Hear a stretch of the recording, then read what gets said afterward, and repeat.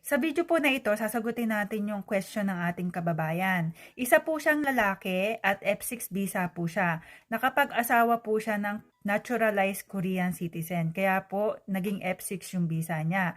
Ang question niya, maaari daw po ba siyang mag-apply ng Korean citizenship? Yan po yung malalaman ninyo sa video natin today.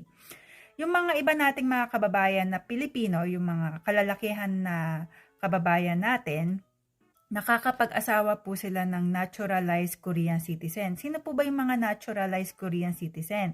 Sila po yung mga kababayan nating Pilipina na nakapag-asawa ng Koreano at nabigyan ng F6 visa and then nag-apply sila ng Korean citizenship.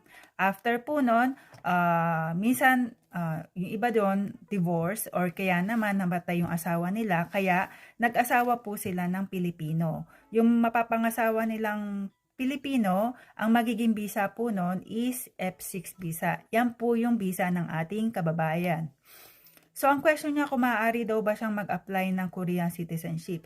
Actually, kahit ano pa yung gender mo, babae ka or lalaki, or kaya yung asawa mo is pure Korean citizen, or kaya naturalized Korean citizen, maaari po kayong mag-apply for Korean citizenship. Kaya lang, tulad ng iba, kailangan mo pong mag-aral para pumasa po sa Korean citizenship.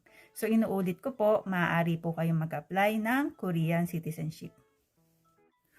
For more information or kaya kung may mga katanungan pa po kayo regarding sa pag-a-apply ng Korean citizenship, sa mga requirements, maaari po kayong tumawag sa 1345. I-dial nyo po yung 18 asterisk sa Tagalog.